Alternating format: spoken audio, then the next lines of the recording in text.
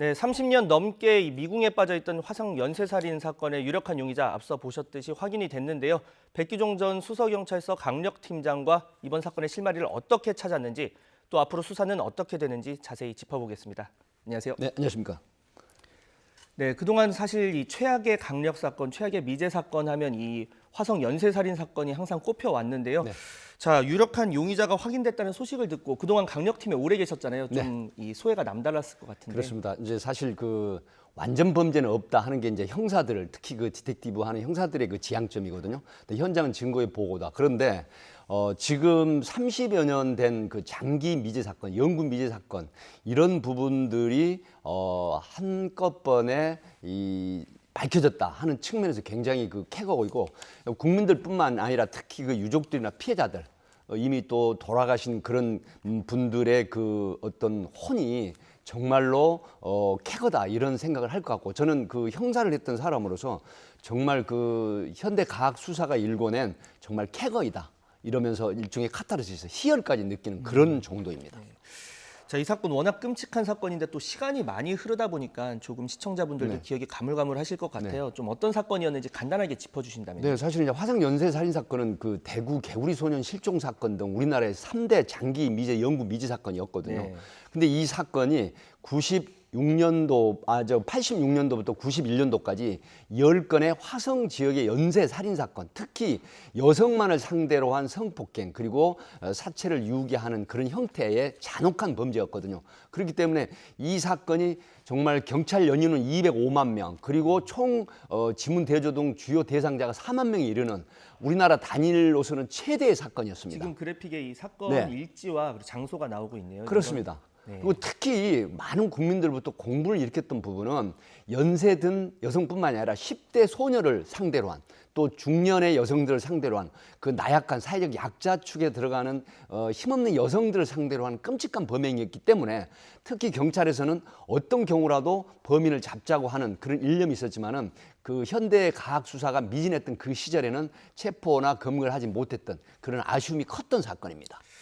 자, 사실 가장 궁금한 게 이 용의자가 지금 28년 전부터 복역 네. 중이었는데 뭐 네. DNA를 어제 채취하진 않았을 거 아닙니까? 네. 근데 왜 이제야 이 DNA가 확인이 된 건가요? 예, 이제 DNA가 이제 어떤 거냐면요. 사실 DNA 그 신원 확인 정보 이용에 관한 보호 법률이라는 게 2010년대에 이게 발의가 된 법이고 시행이 된 법입니다.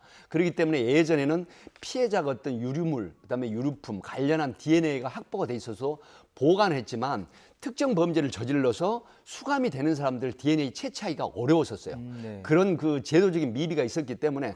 그런데 이제 이 법이 시행된 이후에는 특정 범죄를 저지르고 수감이 되는 경우에는 DNA 채취를 해서 보관하게 돼 있습니다.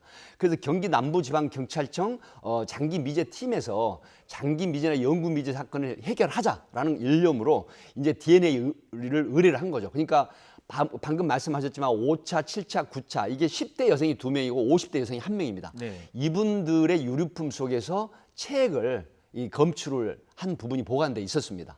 이 부분을 국립과학수사연구원에 재감정 의뢰를 했는데 국립과학수사연구원에서 대조를 해본 바 현재 수감 중인 지방의 한 교도소에 수감되어 있는 강력 사건의 이 범인과 DNA가 일치해서 그다음에 확인이 된 것이죠. 좀 더 미리 잡았으면 하는 안타까움은 있는데. 그렇습니다. 자, 최근에 이제 교도소 방문해서 이 DNA 나왔다 하면서 이제 수사를 했고 본인은 근데 지금 혐의를 부인하고 네. 있어요. 지금 이 사람이 그 지방의 한 그 주거지에 거주하면서 20세 된 처제를 이 수면제를 먹이고 네. 그다음에 이 성폭행 후에 살해해서 사체를 유기를 했거든요. 네네. 그런데 이 범인은 지금 강력 사건의 범인으로 대법원으로부터 무기징역을 선고받고 수감 중인데 예견된 수순입니다. 그러니까 DNA라고 하는 부분은 100억 명이면 100억 명 모두 미토콘드리아라고 해서 전혀 달라요. 네. 그러니까 우리가 지문 같으면 그 100만 명이든 1000만 명이든 10억이든 모두 지문이 일치하지 않거든요. 다르죠. 똑같은 형태입니다. 네. 그럼에도 불구하고 이 용의자, 대상자는 범행을 부인할 수밖에 없죠. 지금 대법원에서 무기징역형을 선고로 받고 수감 중인데 국민들로부터 많은 지탄을 받고 있고 또 자기 가족들도 있을 거 아니겠습니까? 그렇기 때문에 내가 화성 연쇄살인 사건의 범인이다라고 나타나면 이 사람이 현재 생명을 가지고 있는 무기수이긴 하지만 인권적인 측면에서 본인이 어떤 범행을 저질렀다고 하는 측면을 나타내기 싫어하는 그런 인간의 본성이 있겠죠. 특히 범인들로서는. 그렇기 때문에 당연히 이런 확고부동한 증거 앞에서도 범행 사실을 부인할 거라는 게 예견된 수순입니다. 자, 이 사람이 이제 94년도에 이 수감이 됐는데 그때 당시도 비슷한 수법, 뭐 스타킹으로 손목을 묶는다거나 이런 식으로 과거 화성 연쇄살인 사건과 비슷한 수법을 썼는데 그때는 왜 의심이 전혀 안 됐던 거죠? 그렇습니다. 이제 화성 연쇄 살인 사건 같은 경우는 지역이 화성 주변 일대로 한정이 돼 있었거든요. 근데 이 사람이 그 범죄를 한 처제를 성폭행하고 유기한 곳은 화성에서 상당히 떨어진 한 지방의 도시였거든요. 그리고 이제 수법이 같다고 하더라도 전국에서 일어난 사건이 보통 강력 사건, 특히 살인 사건 같은 경우에는 700건에서 1000여 건이 일어납니다.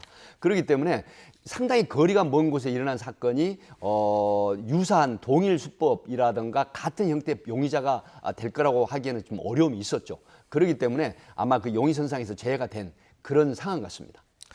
네, 이번엔 처벌 이야기를 좀 해보겠습니다. 이 공소시효가 마지막 사건도 2006년 4월 2일에 만료가 됐습니다. 네. 그러면 현재는 처벌이 불가능한 상황이죠? 불가능합니다. 2007년 12월 이전에 일어난 사건은 15년이 이 강력 사건, 특히 살인 사건의 공소시효였죠. 네. 그렇기 때문에 이제 태안이법, 대구에서 그 6세된 아이를 황산테러로 살해한 이후에 이 태안이법이 발의되면서 살인 사건에 대해서는 공소시효가 폐지가 됐습니다. 없앴죠. 예. 하지만 2007년 12월 이전에는 15년의 이 그 공소시효가 있기 때문에 이미 그 전에 일어난 91년까지 일어난 사건이기 때문에 공소시효가 폐지돼서 지금은 확인이 되고 본인이 만약에 범행 사실을 실토를 한다고 하더라도 처벌할 수가 없습니다.